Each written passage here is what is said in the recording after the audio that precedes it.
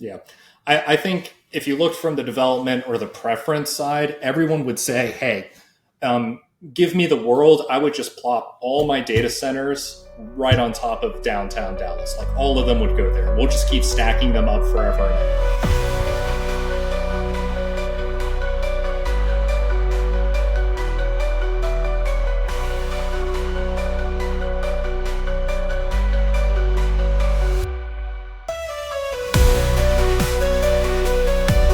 He's a chemical engineer turned energy entrepreneur, and he sits at the nexus of power and compute.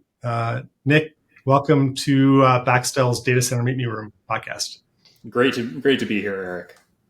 So before we dig in, I want to learn about you in 60 seconds. I'll ask you a series of quick questions, and please provide the first answer that comes to mind. Ready when you are. All right. So do you prefer late nights or early mornings? Late nights, definitely. Total night owl. Awesome. Sweet or salty? 100% sweet. Introvert or extrovert? I'm a strong introvert, but I've been working on my extrovert skills pretty hard. So I like it. Favorite food? Ooh, that's a tough one. I'm probably going to go with buffalo chicken. Favorite sport? I'm not a huge sport person, but I will sit down and watch the Super Bowl every year. So I'll call that the highest. With my fiance, I say, that she likes sport ball. I don't know. Or I'm going to go watch sport ball now because she's not a sports fan at all. And so it's all sport ball to her. Yeah, I'd sympathize there. Okay. So what was your first job? And this is before the industry, like high school-ish or whatnot. Yeah. So my first job was at a place called Graffiti's Pizzeria. And I actually spun and tossed pizzas for, probably about 6 or 7 years, basically all throughout college until I got what I'll call my first real job, which still was an industry, but I was doing some immunological research for the CDC. Oh, wow. Cool. That there's a bunch of questions right there that we probably would get to. Fiction or not fiction? Fiction, usually sci-fi, but I do like some fantasy as well too. Secret talent? I wouldn't say it's a secret, but I'm a huge musician in my personal time. So I play guitar, I play drums. Music's been in the family for a long time, so I did pick up that gene, luckily. Nice. And so let's move into some work questions or workish questions. Meeting or email? What do you prefer? Ooh, if it's short, email. If it's a long discussion, meeting. And where the line gets blurred there is where a lot of corporate frustration can come from. Right. What is your pet peeve during conference calls? Definitely people that struggle with the text side. If I can never hear, "Can you see my screen again?" I would be a very happy person. Yes, or they share the wrong screen or whatever. Exactly. What is a marketing buzzword you'd ban for life if you had a choice? I would say synergies. Like if I could never hear about synergies again, that'd be great. Good. And then cabinet or rack? Cabinet. Yep. Diesel genset or gas turbine? Ooh, tough question. I would say it's actually between gas genset and gas turbine, and we'll get into that why later. And I'll say it's 50-50 split. I love them both. Yeah. And turbine or turbine? Is there a I've heard it both ways. I'm not sure if there's an officially correct way, or maybe it's one of those British English, American English type things. Potato. Mm-hmm. Yeah. Gas hedge or spot market? Ooh. I prefer taking a little risk, so I'll say spot market. You're an advocate of prices going down over time, perhaps. I am. I think the United States is sitting on top a ton of gas, and I think we're going to be well supplied into the future. Gas pipeline or on-site LNG? I'll say gas pipeline, but if you want ultimate reliability, you do both. Yeah, true. So where do you get your industry news from, whether in the energy industry or the data center industry? I'll say I'll get it from a couple places. I'll give the more professional answer, which is Bloomberg, but then I'll give the more personal answer, which is Reddit. So, Reddit. Okay, cool. Yeah, love me some Reddit. Yep. Who would play you in the Netflix series Data Center Wars? What actor? Ooh, that's a good question. I'm gonna go with, even though he passed away not too long ago, Alan Rickman. Love me some Alan Rickman. Good, good. Okay, so let's move in to the regular part of the podcast, and you are in the gas generation business, and we'll get into what GPC does. But what can you describe for those who are unfamiliar? What does behind the meter mean in Sure. regards to the power industry? Yeah, so the meter in this context is your power meter, right? And this is kind of where your line stops and where the utility begins. And when we're talking about behind the meter, what we're talking about is a solution that sits ahead of the utility. So if you were connected to a power plant directly, you would call yourself, "Hey, I'm behind the meter because I don't go through a utility meter." Would behind the meter, is this something that's a permanent solution or a bridging solution? How do you think about it, or does it depend on the client's thoughts on that matter? Yeah, I'd say there's kind of two tacks with that. One is kind of where the industry's at, and then one is what GPC really believes the direction everyone's going to move in. So I'll kind of start with where the industry's at. Is this crunch in power has really forced data centers and other large loads to be really thoughtful. What are we going to do about power in the near term? But a lot still see this as a problem that's just going to resolve itself in the next 3, 4, 5 years. And from the GPC side, being industry veterans on the power side, like we see a fundamental shift here. Power is going to become a compelling theme, and getting enough power is going to be a lasting and staying problem. So when we're thinking about behind the meter trends, we see this as a long-term trend and don't see this as a bridge. And I think a lot of people will get there eventually. And it's kind of for two reasons. One reason is just the ability to construct new power generation is going to be more constrained than the ability to construct new load. So forever, generation is going to be chasing load so long as the demand remains. But kind of the other tack to that too is that really from a fundamentals first standpoint, it makes tons of sense that when you have a large load, and I'll call a large load anything more than 50 megawatts. When you have a larger than 50 megawatt load, you should really co-locate the generation. Why go through hundreds of miles of transmission wires, substations up and down, losing percentages of efficiency at every step, not being able to have that control over the power, and then distributing that across the nation, as opposed to simply building it right next door. If you're a 500 kW load, yeah, it doesn't really make sense. No one builds 500 kW plants. But if you're a 500 megawatt load, that's a great size for a power plant. It would make all the sense in the world from a fundamental standpoint to have that co-located. True. And in the same way that you want to avoid transmission from going from the generation to the load, which is the data center in this case, from a data center perspective, you also want to be close as possible. You want to avoid your transmission, and that's kind of getting. In this case, it's network transmission, and so you want to be as close as possible to kind of network interconnect points. Mm-hmm. Often, so sometimes where you can generate power, or where the power is generated, where that power plant is often kind of in the middle of nowhere, someplace more rural, or at the edge of town, or whatnot. And so I think here's the conundrum, right? It is to kind of where do you place this, either behind the meter, or kind of how do you kind of both marry putting the load by the generation, but also put the load by where they can interconnect from a network perspective, which is often in Texas, is often in Dallas, right? That's where, the Dallas Infomart, that sort of thing. This is where a lot of the interconnection goes through in Texas. Yeah. That's kind of the problem statement, right? Is like, given that power is constrained, right? You want to be able to construct your data center, but you still need the connectivity and latency.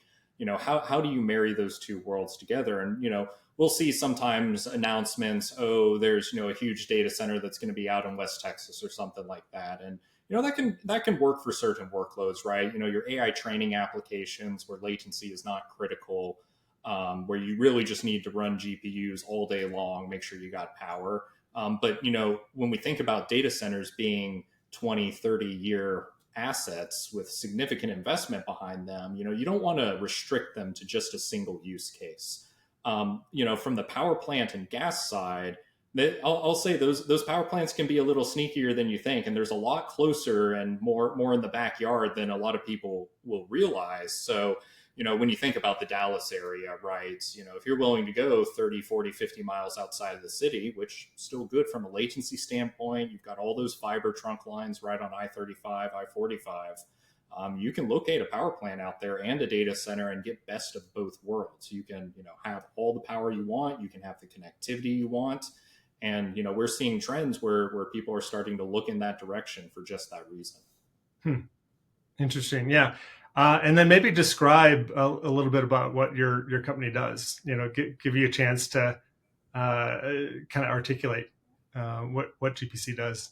Yeah, perfect. So, in the 30-second elevator pitch, I'll say, GPC is looking to be the premier behind the meter independent power producer for data centers. We're exclusively data center focused. We bring a ton of industry experience on the power generation and cogeneration side, really offering power as a service and a turnkey solution for the data centers. We're here to bring all the pieces together. The data center can focus on its core competency, which is compute and making sure you've got connectivity and serving your end customers. And we can do what we do best, which is building power plants and running and operating those assets. So we're focused on natural gas applications because we really view thermal baseload power as the optimum, most reliable solution for the data center. And anything 50 megawatts to a gigawatt plus is right in our wheelhouse. So from that perspective, do you how is your relationship with the data center? Do you own the land next to it and you lease out the land? Do you have a PPA only with the end user and then they purchase the land next door to your generation, or do they own the land and then you place your gear on their piece, or maybe all of the above? I don't know. Yeah, we'll definitely say it can be, customer specific, and we have all sorts of structures. I'll kind of tackle the PPA question. So that is our preferred contractual relationship. Again, kind of being, an alternative to the utility, we want to look like the utility. So we're a socket in the wall you plug into. You get a PPA from us that looks very similar to what you would get from a utility. So we can either PPA directly with the data center, owner operator. We can have the PPA be held by the end tenant. It could be a combination of the above. And then when you're thinking about location, we would look to co-locate on the same site. Now, whether we own our small subsection of that site or we lease it from the data center, all of those structures can work. We would really say that's data center preference, and we're flexible within all those options. Okay. And then when you're doing the generation, does the data center still kind of have similar architectures? Meaning, do they still maintain do they get a grid backup? Do they also have generators? In other words, what is their kind of what are you seeing that their typical backup scenario is? Yeah, that's a really good question, because really when you're thinking about this, you got to think about reliability at like a holistic level, right? And, from the GPC standpoint, we can offer reliability that is superior to the grid. From the data center side, though, they're still going to have their backup generation. There could be options where we could oversize the power plant, build in additional redundancy that could allow you to eschew that. But we really think, at least, until behind the meter technology, everyone's super comfortable with it. It's got 10 or 15 years of operating history. People are still going to want their backup diesel gen sets. And that's been pretty consistent feedback. And that makes all the sense in the world to us. Like, let's have that second layer there to protect. Could and I'm speaking of a non-power guy here, but could the grid, could that data center elect not to have generator backup and just use the grid as backup? And I think that there's not liability, but some things fraught with that. But just as an idea, right? Is that a feasible solution? Perhaps? Yeah, that's definitely a feasible solution. And you could even do all three, right? You could have on-site generation, you could have grid as a supplement, grid as a backup, or grid as, something that's 50-50 with the on-site generation. And then you can have your diesel backups on top of that. And you can even get into interesting thoughts where it's, if the on-site generation is 50% and the grid is 50%, well, do you size your diesels for 100%, right? Because, like, what are the odds you would lose grid and on-site at the same time? Those are completely independent things. So now from the data center standpoint, maybe it makes sense we do diesel backup for 50% of the load or something, which can be a material CapEx savings. So there's a lot of interesting ways to optimize once you think through it through the lens that on-site generation can be a complement to the grid if that's the path you want to go. Right. And then how do you think about, I guess, what is your typical size of projects you work on? And in addition, what are you doing, turbines or reciprocal engines? What size of these units are you typically, is your preference to use? Yeah, great question. So when we think about just general project size, it'd be very data center driven. Where we kind of feel the sweet spot for natural gas generation is in that, we'll call it 50 megawatt on the low end up to a gigawatt. A little below 50 megawatts, we think it's hard to make the economics pencil out. And above a gigawatt, getting a gigawatt of gas is a substantial amount of gas supply. It can be done, but the locations where that can be done start becoming more selective. But we really feel within that 50 megawatt to 1 gigawatt range, gas as a primary power is an elegant solution. And we've been seeing a lot of projects, particularly in the 200 to 500 megawatt range, that have really been resonating with the equipment that we think is ideal for this. And switching over to your equipment question, we like both gas turbines as well as gas engines.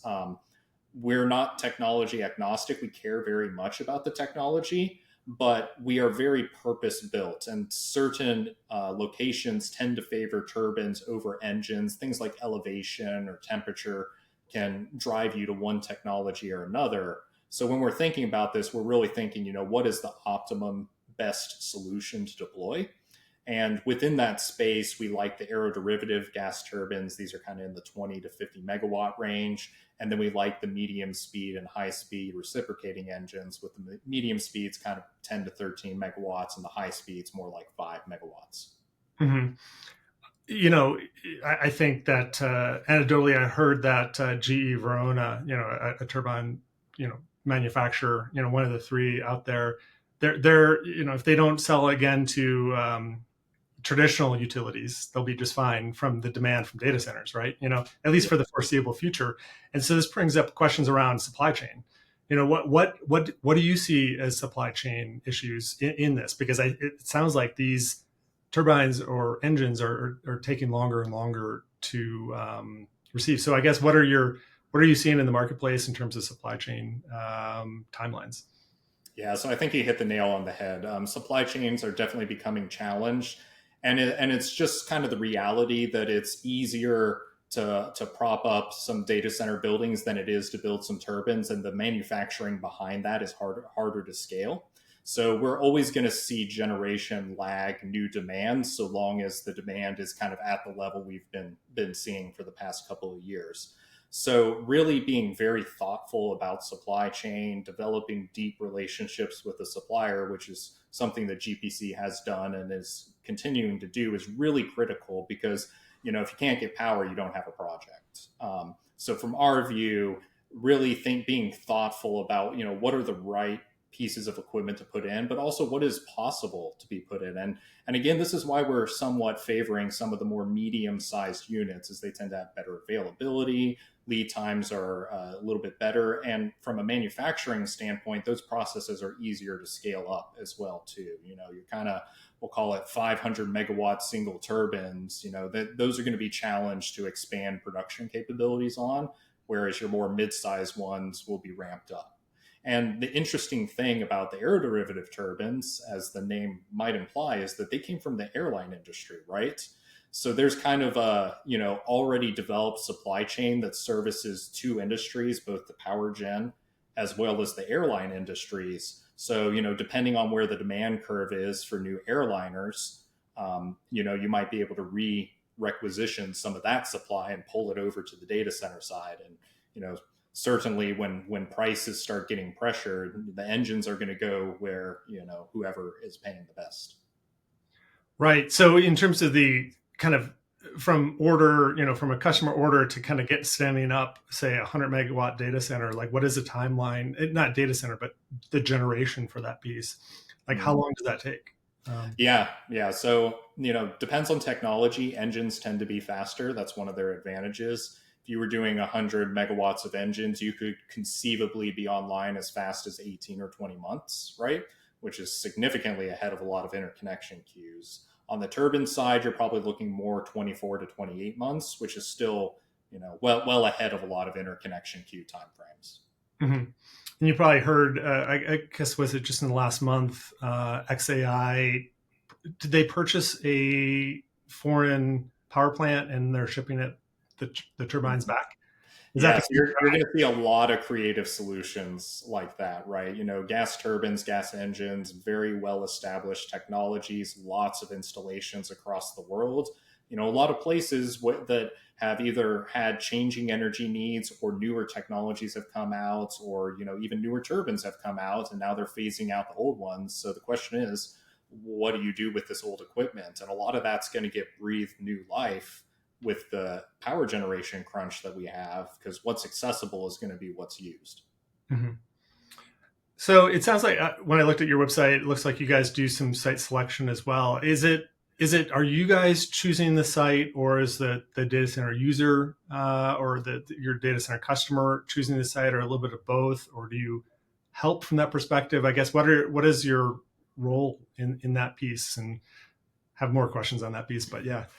Yeah, no, that's a good area to touch on. And the answer is it's really both. I would say our preference is generally to go to sites that the data centers know they want, but that's just because, we're not data center experts. So we don't want to pretend that we know the best connectivity, the best location, and every company's got their own goals on where they want to grow, right? Someone might say, oh, we want more of a Dallas presence, or someone might say, oh, we want to go to Columbus in Ohio for whatever reason.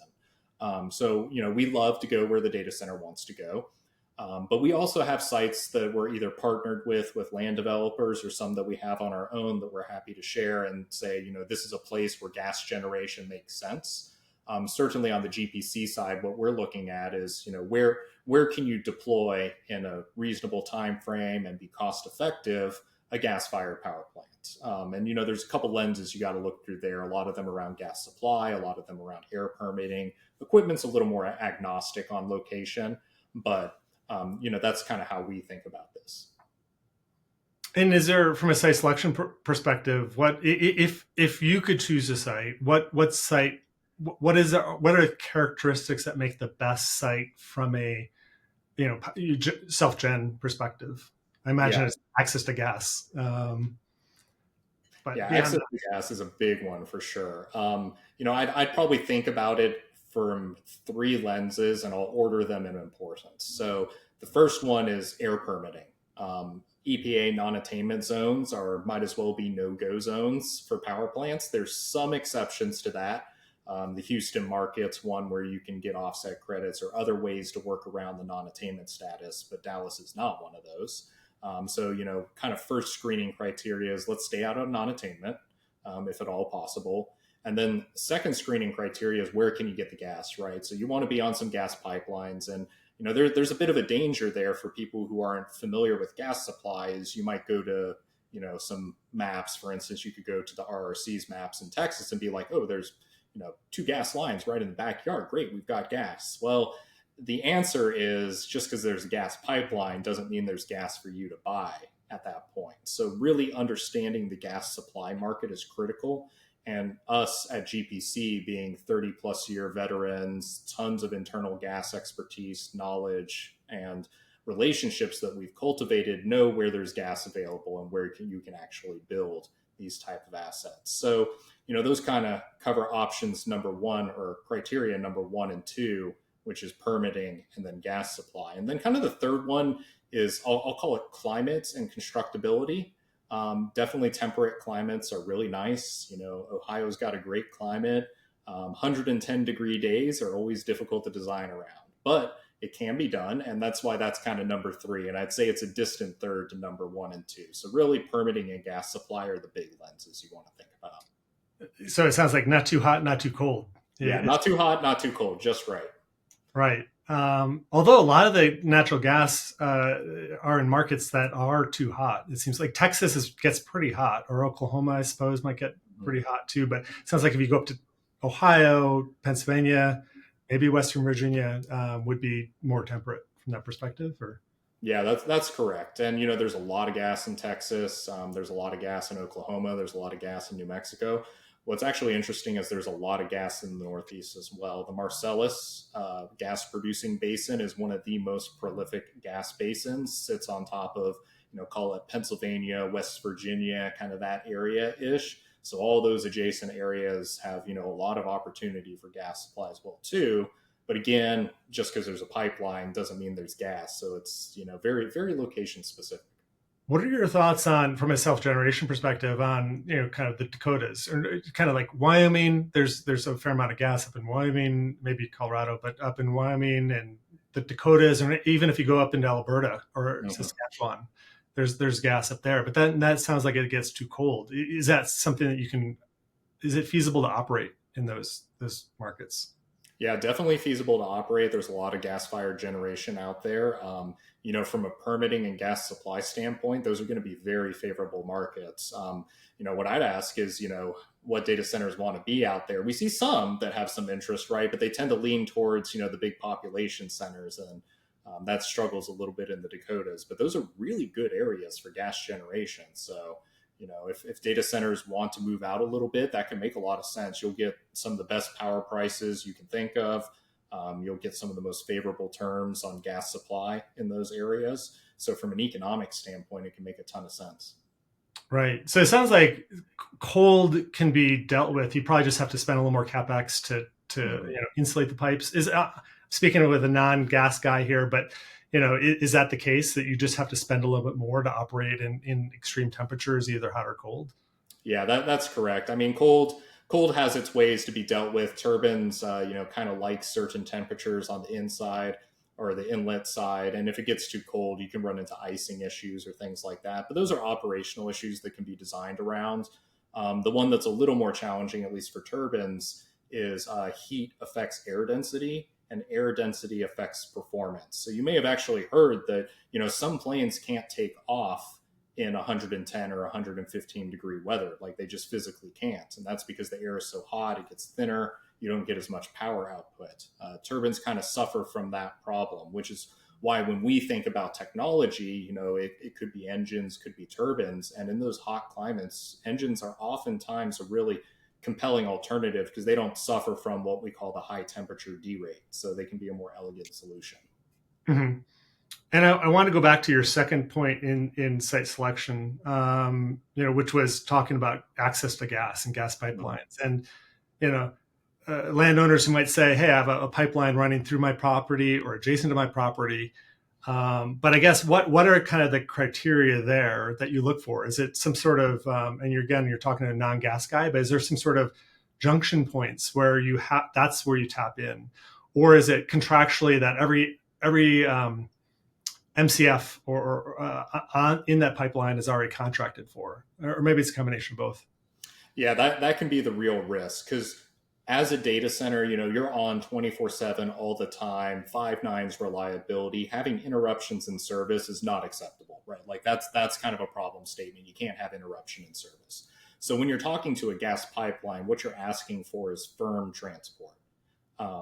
And all the pipelines in the country have a certain amount of firm transport capacity. A lot of times that's been sold out for a long time, and this stuff gets locked up for a long period. Like, pipelines might sell firm transport in 20 or 30-year contracts. So going to them, they'll say, it's great, you've got demand, right? But all our firm transport was sold 15 years ago, and those contracts don't roll off for another 15 years. So really what you have to do is go find either pipelines that have available firm transport, or the entities on those pipelines that might be willing to sell you that firm transport. Now, the devil's in the details there, because a lot of times those entities are the utility, or they're the local distribution companies. For instance, the companies that you buy natural gas for your home for. They're not going to release their firm transport, right? That's what they need to run their business. So really thinking about it from kind of a gas supply lens and figuring out where that firm capacity is really critical. And, it can vary from pipeline to pipeline. If you got two pipelines that are 5 miles apart, one might be sold out, one might not. Right. So it's a firm transport. And it's probably you only understand the capacity for firm transport, or the capacity to add, to contract for more firm transport, is by talking to the utility, the gas utility, pipeline utility. Yep. And, much like all the other entities in the data center space or data center adjacent space, they are being inundated by requests. So being able to cut through the noise is really critical there. And that's, something that GPC brings to the table. We speak their language. We know how they think. So we know what we're asking for and what's reasonable. And that allows us to, find the opportunities that exist within the space by being able to navigate that world. Mm-hmm. And then the other side of the coin, perhaps beyond just understanding the capacity to offtake from that gas pipeline, whether they have capacity for their firm trust to take on an extra customer in firm transport. Is it also being able to tap in? So a pipeline runs through, they have available capacity there. Can you just add a tap, so to speak, in that area, or do you have to tap in at a certain junction point? How do pipeline operators think about that? Yeah, that's a good question, and this will be a fun little industry story. So the way you do that is actually called a hot tap, and maybe we can link a YouTube video because it'll be a 2-minute video, and it's a wonderful pictorial thing. But effectively, what you do is you weld to the side of the pipe, you put a valve on it, and you drill into the pipe while it's operating and put a new lateral off of it. So, these major transmission lines, when they do new additions, they don't shut down. Like, gas pipelines are highly reliable, more reliable than the power grid, and typically have uptimes that, if they have any downtime at all, that is an extremely rare occurrence. So new taps and things like that are a common thing that happen, and they've got a way to do it online, and the hot tapping process is exactly how they do that. So the good news is you generally don't have to go back, dozens of miles to the nearest junction or intersection point. You can usually just tap in wherever you want. I hope the guys or girls that doing the hot taps are paid a lot of money, because that sounds pretty dangerous. Yeah. A hot tap into an interstate transmission line is not cheap. I will tell you that. It's not cheap. I would just not want to be the one drilling in or kind of somehow like penetrating that high capacity gas line as it's operating. It feels like I want to be like a mile away from whenever that's happening. I don't want to be near. The good news is that they are usually pretty far away, because you can do this remotely, and they have like little machines that kind of clamp onto the pipe and do it all for them. And so I guess coming back to the site selection piece, what are the areas that are most primed to do that self-generation? You're looking at self-generation and pairing it with data centers. Where are you seeing that activity, or where do you think the activity is going to be going to? Yeah, as we mentioned, really the marriage of gas supply and permitting are kind of the big ones. So when we think, I like to think about this in terms of what are the popular data center markets, and then let's take the subset of that make a lot of sense for on-site generation. So, generally most of Texas is really good for that outside of the non-attainment zones, but Austin's not a non-attainment zone, so very strong market there. Big fan of anything that's in the PJM area, which is like Ohio, Pennsylvania, kind of that mid-continental leaning East Coast area, like, north of Columbus is really strong for that, some of Western Pennsylvania. And then some of the Southwest, and we'll call it near adjacent West, make a lot of sense too. So thinking of like Phoenix in Arizona, Salt Lake in Utah, out in Nevada, whether that's, Las Vegas or Reno. So there's a lot of popular data center markets that are expanding rapidly, where this gas solution is really elegant approach to being able to get power faster and more reliable than the grid. Can you, for those that aren't familiar, and I would bet that many are not familiar, but can you talk a little bit about what a non-attainment zone means? Particularly as it relates to self-generation, but also just operating a data center within a non-attainment zone, because I think those are similar but different things as well. Yeah, and data centers have to get air permits too, so this is kind of all around air permitting, right? And backup generation does need an air permit. Now, fortunately, backup generation doesn't run very long, so that usually makes that a pretty easy process. But effectively, the non-attainment zones are areas in the country where the EPA at the federal level has said, hey, for one of the air quality standards that we track, we're not quite there. So there's a standard called the National Ambient Air Quality Standard, or NAAQS, that tracks a few criteria constituents. And the big one when we think about power generation is ozone, typically. So areas that are ozone non-attainment usually have very stiff restrictions on what new generation equipment you can install. And usually these are around things like NOx emissions or carbon monoxide emissions. So when you're thinking of a data center, once you get north of about 40 or 50 megawatts, it's going to be very challenging to build generation in a non-attainment zone. So now the data centers are kind of 200, 400, 600 or more megawatts, right? That really kind of puts them from a generation perspective. You want to be outside the non-attainment zones. And then most of the non-attainment zones are on top of population areas. And some have changed over the years, but really siting outside of those is going to be a strong criteria. How do you think, and I know this is a little bit outside your area, but, for data centers that are grid connected, how do you think, being inside a non-attainment zone, like a Denver market, that has ozone restrictions, how is that impacted? For example, data centers have diesel generators. Typically, they fire them up once or twice a month, test them for an hour or so, just to make sure they're tested. But other than that, they're grid connected. Yep. How do you think that being within that non-attainment zone impacts that particular data center? Yeah, it'll definitely be location specific because there's actually degrees of non-attainment. There's like serious, extreme, and they all have different criteria. And what's interesting in some of the things we've been hearing is some of these larger data center campuses where previously non-attainment was not really a consideration because, as you mentioned, right, they run their backup generators for an hour a month. They test them a couple times a year, and that's realistically all they're expected to do. So that's all they permit for. But it's getting to the point where if you're putting in a gigawatt data center, that even the emissions for, call it 1 day a year, if that's what you permit for your backup scenario, could exceed the non-attainment amount. So, these big campuses, 1 gigawatt, 2 gigawatt that are being announced, some of those might not be able to be developed in the non-attainment zones, or they're going to have radically different designs than they've done before, or do something else for backup power.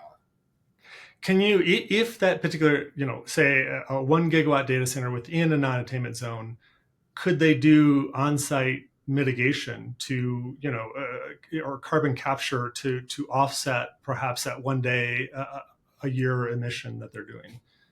Yeah, so there's definitely ways you can do that because what the regulators will look at is, what do you actually emit? So if you got a plan to not emit things or somehow abate it, then that's an acceptable solution. Most of the time your diesel generators, and depends on jurisdiction, and I'm not the expert here, but a lot of times they'll come with emissions equipment on them. So, you can even think about if you've ever driven a diesel vehicle, right? You got diesel exhaust fluid, which is a little catalytic converter that actually, reduces the NOx emissions. Most diesel generators have something like that too. Some jurisdictions don't require it if you're below a certain amount. Some require it all the time. So, there's always kind of devils in the details of like, what was the base requirement? And if that wasn't there, that's an easy knob you can turn. It's like, okay, we'll put a DEF system on all of our diesel generators. But if you've already done that, then now you're at, what do we do? And you got to get either more creative, maybe have some operational restrictions, or, maybe just reevaluate. All right.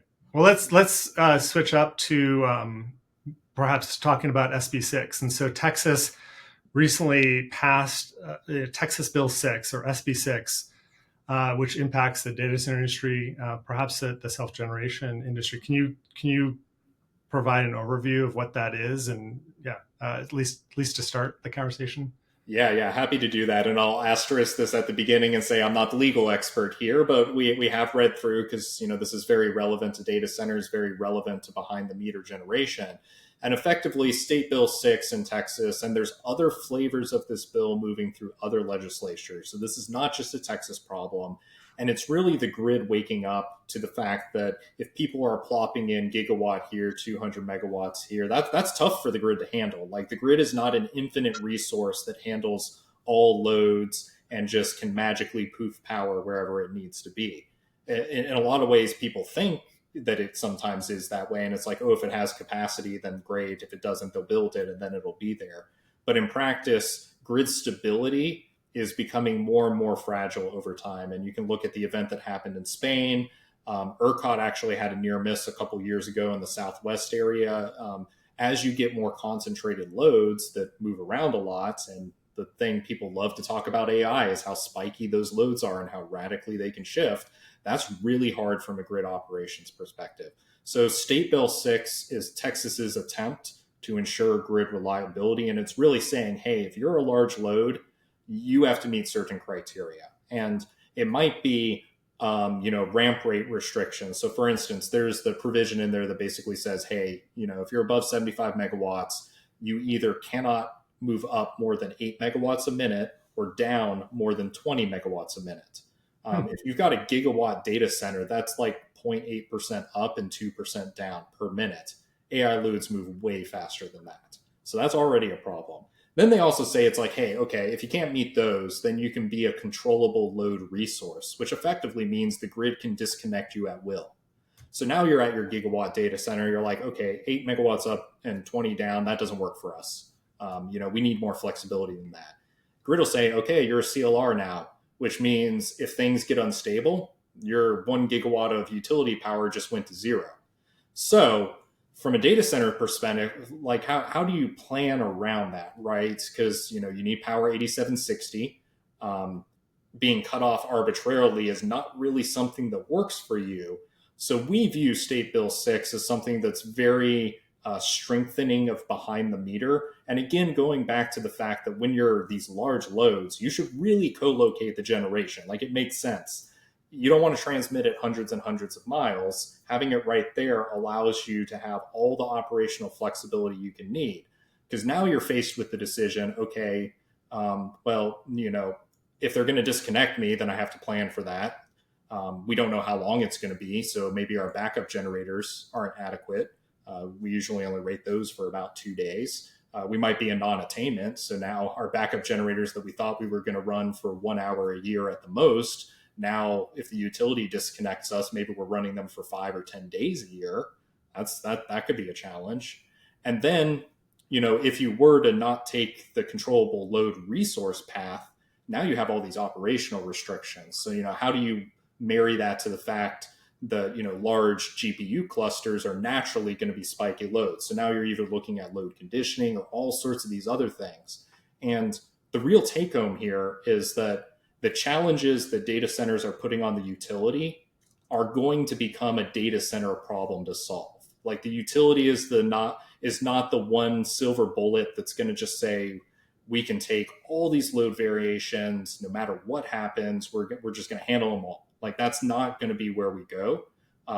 So now that becomes a data center problem, wouldn't you just rather solve it completely with your own behind the meter generation that is faster, potentially cheaper, and more operationally flexible? So that's really how we see State Bill 6 playing out. How are you seeing these data centers dealing with some of these issues? So it sounds like the grid is pushing these problems to data centers to solve. So the variation limits that you described, that for a very large data center, that seems almost impossible. I don't know if it's per minute they can't variate, or is it over an hour? It must be a decrement over time, right? You can still drop your load at night versus the day, perhaps if you're a meta data center, as an example. But how are you seeing data centers trying to solve that problem? Are they putting in load banks? I know XAI is looking at, or it uses their own, Tesla, power packs, if you will, right? Using batteries to stabilize that load. Are these the type of solutions you're seeing, or how do you think data centers are thinking through those issues? Yeah, there's a couple thoughts there. One, this is a new problem, right? Everyone's kind of innovating at lightning speed here. Before the AI boom, right, there were not so much data center load that they even really had to think about this. So this is kind of a new problem to solve. There's a lot of people that are grandfathered in and don't have to face this issue, but new development's definitely going to have to face it. Kind of what XAI is doing with batteries makes a lot of sense in certain scenarios. being kind of what we'll call load conditioners such that the grid doesn't see these massive fluctuations. That's going to happen one way or another. Behind the meter is a solution to that because you just kind of take the grid out of the picture and you solve it internally. But if you have the grid in the picture, then yeah, batteries or load banks can make a lot of sense. The other thing and the other reality too is GPUs don't have to have these spiky loads. Like there is a software and firmware solution to this, right? They're dropping compute cycles left and right, and that's causing all this spikiness. You could just have them ride through. Now that's going to cost you energy, so that's not free. That's probably a lot of money.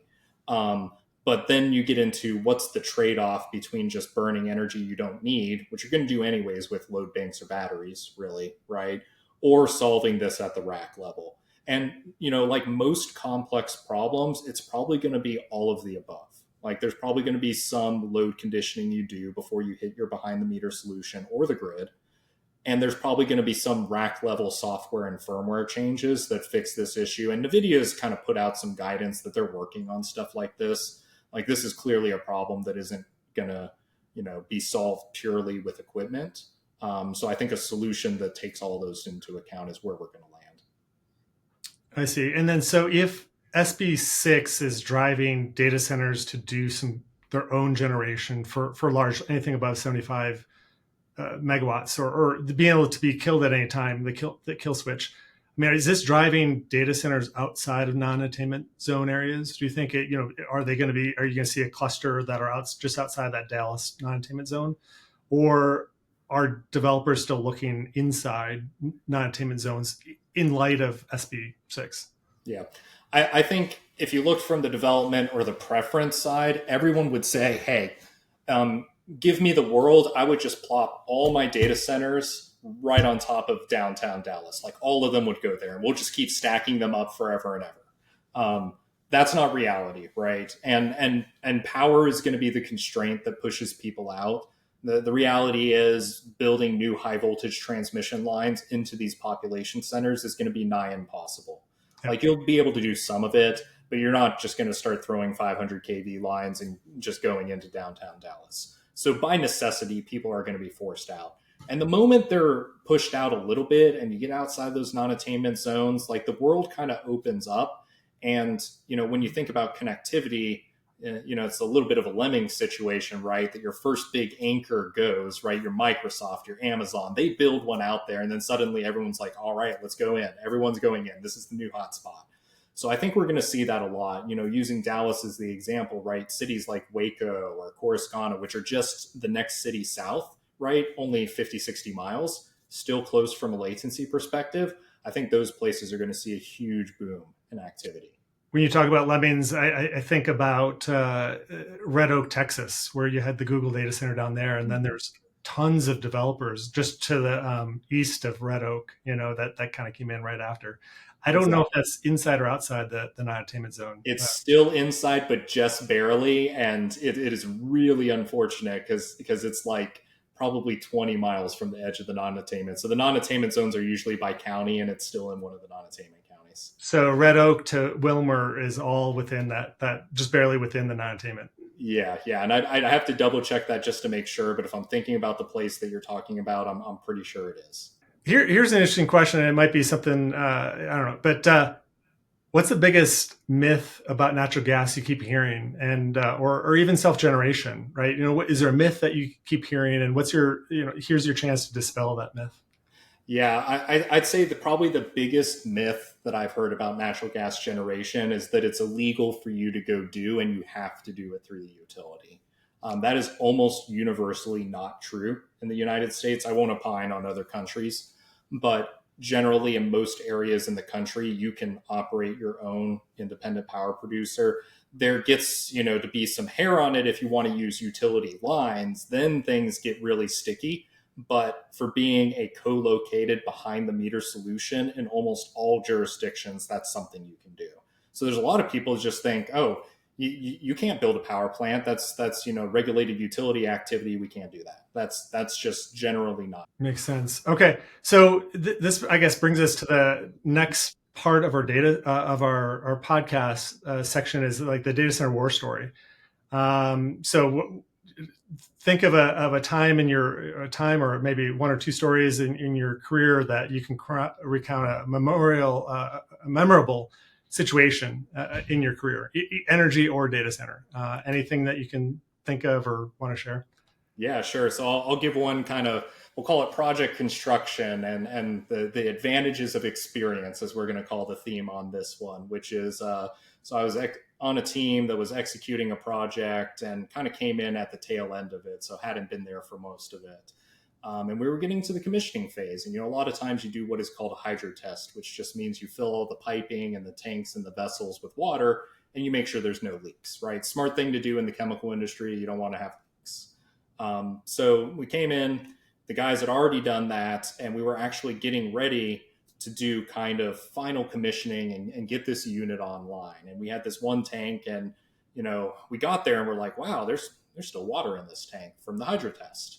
And so we go and we drain out the tank, and then we notice, well, there's like a leak over here, and where's that from? And there's a leak over there, and where's that from? And everyone kind of starts looking at each other, and it's not a good feeling. You can feel the quietness in the room. We came to find out that they filled the tank with what was effectively swamp water. Call it fire water, but this was, not clean water. And that day I learned about a little something called microbial induced corrosion, or MIC, which is actually where bacteria, and there's lots of them, will come in and they'll eat metal. Like, you would think bacteria doesn't eat metal. Like, that's not a thing, right? Apparently it is a thing. And this very large stainless steel tank, all the welds got eaten out. It had more or less holes in it. They basically turned it into Swiss cheese. That was a very expensive mistake to fix. And kind of where I'll take this back to, where the data center audience may care about this, is that there's a lot of lessons in doing behind the meter generation or self-generation. Some people are thinking, hey, we'll just build a team and go do this ourselves. That's definitely possible, but, I always like to think about, where is everyone's core competency? Like, what are you good at? Data center guys are good at data centers. Us power people are good at power generation. And we've got lots and lots of experience building power plants, such that we've already learned those lessons. Like, tuition is expensive in physical assets, and should always ask yourself, it's better to have someone pay for that learning experience. And, our team has learned our lessons, and, we're here to execute flawlessly. And that story, that makes sense. And that story, even though I've always considered myself to have a steel stomach, it's turning me into a germaphobe. Yeah. Microbes eating through metal. I've never heard. Yeah. Stainless steel specifically. So, this wasn't even carbon steel. It was crazy. And, at the time I was a lot younger in my career. That was news to me. Like, I had never heard of that before. Cool. So I guess that brings us to the next section, is top picks. So if you can share something that you find useful or that maybe others might not use or know about, is there anything that you would recommend? I'll say I love my 3D printer. It's a hobby more than anything, but, it's pretty cool to be able to create stuff in your own house. So big 3D printer fan, and I have a lot of fun with that. I've got the Bamboo Lab. I think it's the P1S model. I have to double check that. But yeah, love my 3D printer. You get to print little gadgets. If you ever have to fix anything, you can just make your own parts. What are the types? What are examples of things that you've made that? Yeah, so I'm kind of a bit of a computer nerd, right? And I usually build my own computers. And one day, like, just kind of like a clip in there broke off. And, this is a piece of hardware that no one sells it anymore. So it's like, how do you get a replacement clip? And, it's a 20-cent piece of plastic, but good luck going on Amazon and finding something that's going to work. So I 3D printed a new one. And for, 50 cents of plastic, had a solution to my problem. And, that was a really great situation. So paid for itself in some ways. Well, not really, but closer. It's little things that justify, the big toys. Exactly. I recouped value there. Yeah, exactly. I mean, it's just fun to be able to do that. For example, I have, this is not as fun, but we have a trash can that you roll out to the curb, that the trash truck comes and, like, it's all mechanical now. You don't have trash guys, right? They don't come and throw the trash into the truck. They come, and I think there's probably every community now. They come in. put it upside down and shake it, these mechanical arms and put it back. Well, it's broken off. Like there's 2 clips that hold on the lid, and one of the clips broke, and so it's been broken for the last couple of months. Oh, no. And I've been like, do I call the trash company to replace that? But I feel like if I had, maybe I'm justifying myself getting a 3D printer to replace this, to save, adding this trash can, getting a whole new trash can. But I only probably need a little piece that I can, the kind of the clip that holds it on, that trash lid on. Sounds like I could probably make it. Yeah. No, you might get some good value there. Okay, cool. And then where can listeners find out more about you or contact you? Where can we reach you? Yeah, so our website, which is www.gpcinfrastructure.com, and the GPC stands for Gas Powered Compute. Can reach us there. We've got a contact form. And then, of course, more than welcome, reach out to me on LinkedIn. I'm Nick Kruse on LinkedIn. You'll see me as one of the GPC members. Always welcome customer conversations, or anyone that just wants to learn more about behind the meter generation and what we do. Neat. We'll put your those links into the show notes. Perfect. All right. Well, thank you for joining us. Awesome. Thanks, Eric. It's been a great conversation. Had a good time.